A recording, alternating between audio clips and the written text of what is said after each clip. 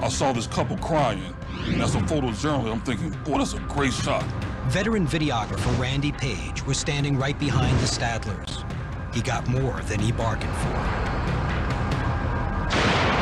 The moment I framed my shot to get this couple crying, I felt like somebody hit me in the back with a baseball bat because it was just so, the impact, boom.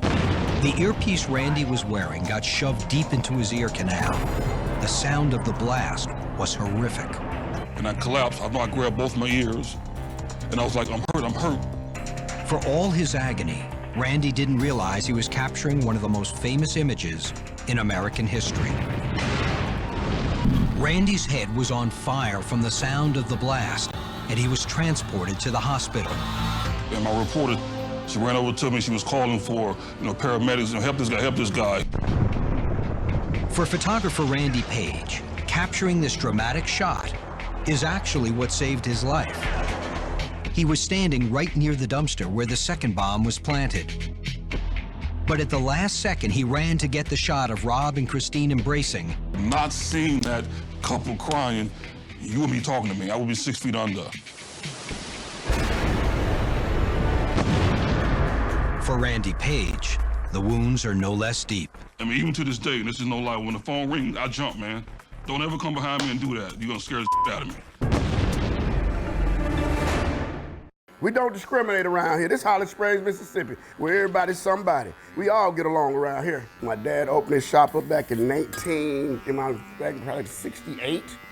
It's therapeutic. To me, it's like shooting basketball.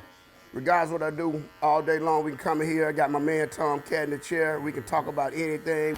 You know, you might be deep into sports, so if you're deep into sports, we're gonna talk about this. How old were you when you first got come here? About 12 years old. How old are you now? 72. Oh yeah, we have fun. Sit around, tell a true joke, might lie a little bit.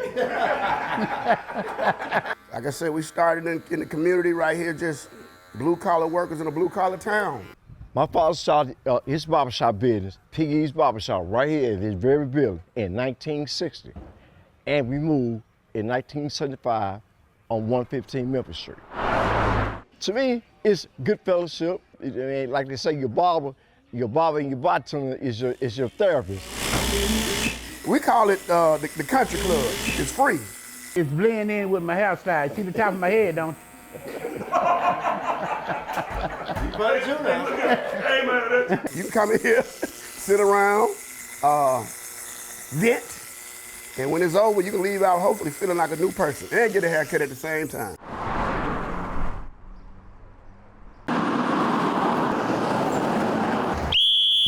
They fly by and my kids are out here, they could get hurt. Good morning.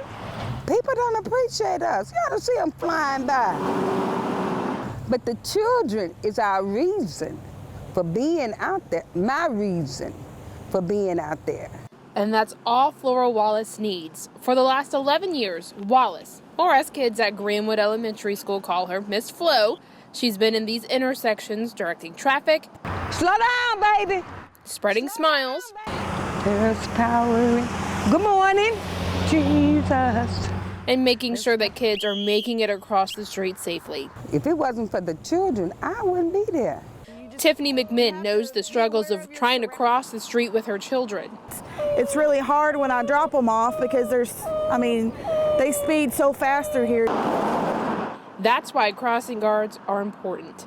The importance of our job is to get the children, sometimes the parents are with them, to get them safely from point A to point B, and from point B back to point A. The main rules you need to follow is make sure you're stopping when a crossing guard directs you to stop and following school speed limit signs. Those are usually around 25 miles per hour. Ask Miss Flo what she's seen over the years as a crossing guard. You get a slight pause. Oh my. Then she'll tell you exactly what she sees every day. Cars not stopping, you blow your whistle, you can stop one lane, the other lane is flying by. The job is important, but Miss Flo also recognizes its dangers, especially when drivers aren't following her directions. Come on, darling. They're calling you. Your job is not important. There have been crossing guards hurt from distracted drivers. Miss Flo is one of them. It happened about 3:15.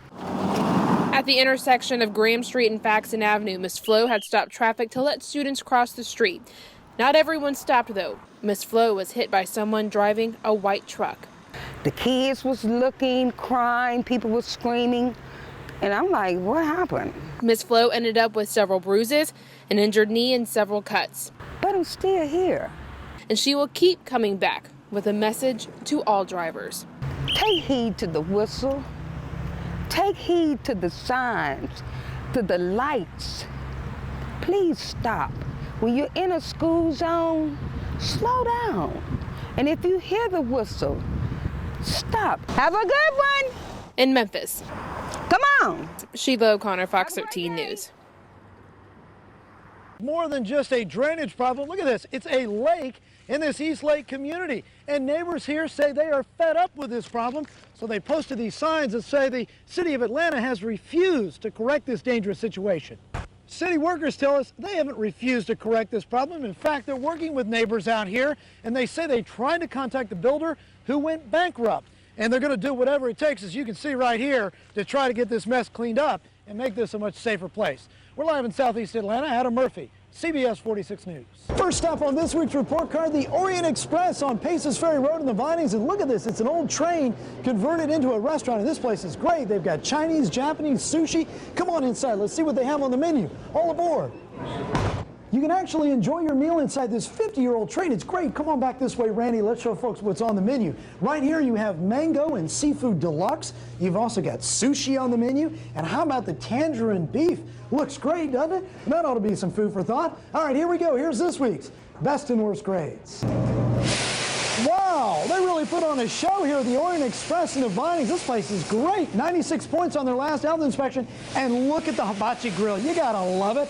Oh, by the way, look, I got you some Japanese hot sauce if you'd like some. Gotcha. All right, that's all the time we have. We'll see you again next week.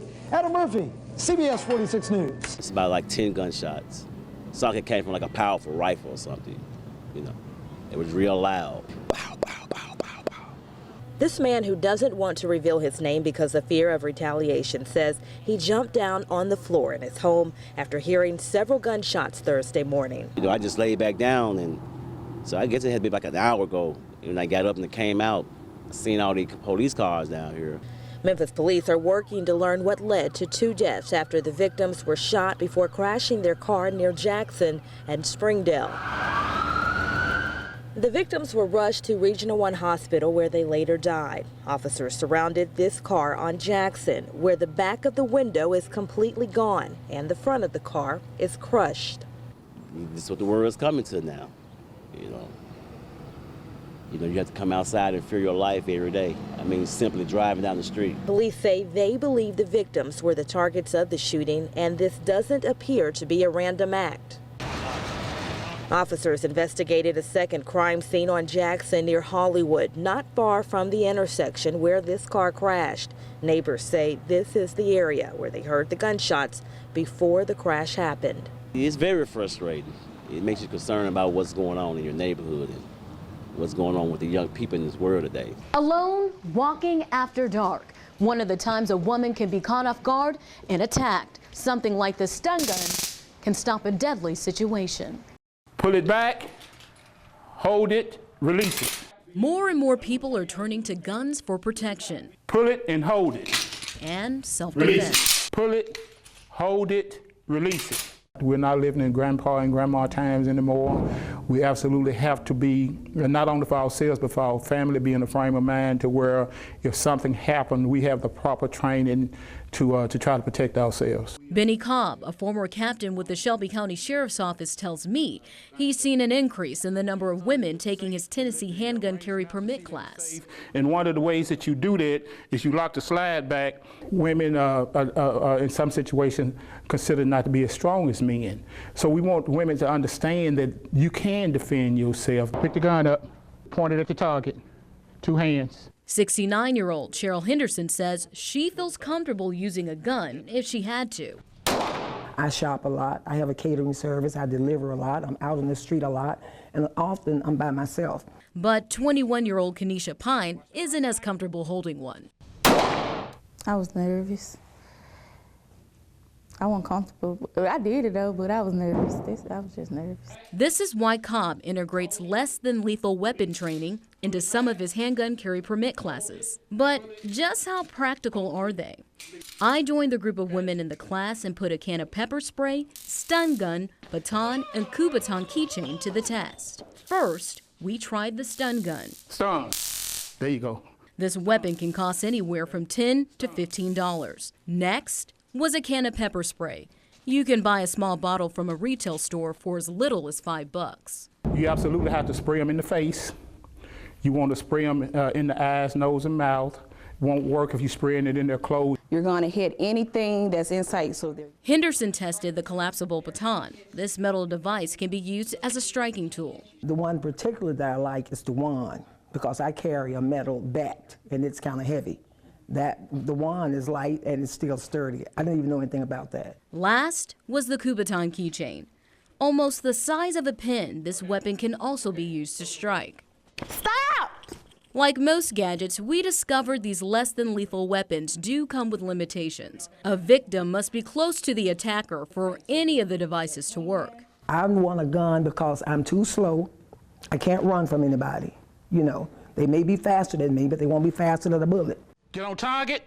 So whether a woman chooses to use a gun, their hands, or a less than lethal weapon, Stun.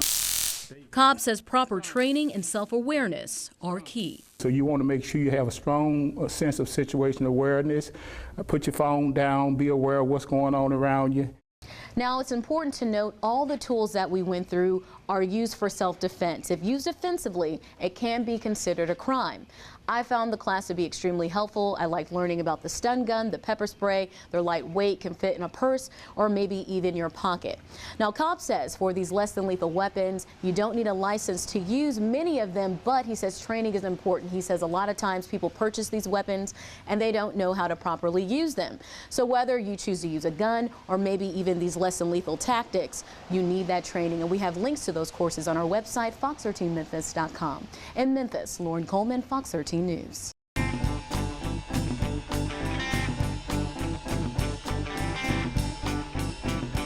In the city of Memphis, there are potholes everywhere.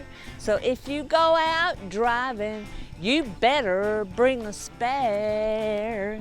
The suspension in my car keeps bobbing up and down. I'm a tax-paying citizen, and they treat me like a clown. The song is called Memphis Pothole Blues, and it's brought to you by someone whose life mission is to fix the Bluff City's pothole problem. I am Sybil Presley, known as the Pothole Lady, right here in Memphis, Tennessee. Sybil Presley didn't start out as the Pothole Lady, but as she saw the problem get worse, she came up with her own way to spread awareness. Next thing I know, I'm the Pothole Lady. I didn't really plan it, but I like my comedy is takes reality and people can laugh at themselves. I'm just kind of bringing attention to that, and I have an outlet so people can let off their steam, because I've talked to a lot of people that are very frustrated and stressed. And our streets have become terrible. One of those frustrated people is Mary Stonebreaker, whose car was damaged by potholes in January. We were going down Graceland and ran right in the middle of a pothole that we did not see. It popped my tire immediately. I don't know where my hubcap went. That was about $55 for a tire. And it wasn't too much later that the same thing happened again on another street here in Memphis. And that seems to be the root of the frustration, the fact that there's no long-term solution. They're filling those potholes with that instead of actually facing the problem of fixing the hole and fixing it correctly. Since the potholes seem never-ending, Sybil, I mean the Pothole Lady, created a Facebook group for people to share their stories and voice their concerns about potholes around the city. Recently, I decided to go ahead on Facebook again, and I created a group. It's called the Memphis Pothole Blues Support Group. So while the support group grows and people wait on a permanent fix, Sybil will keep trying to get her message out the best way she knows how. Yes, I'm going on the internet, calling the local news. Lord, please help me. I've got the Memphis Pothole Blues. Fill them potholes.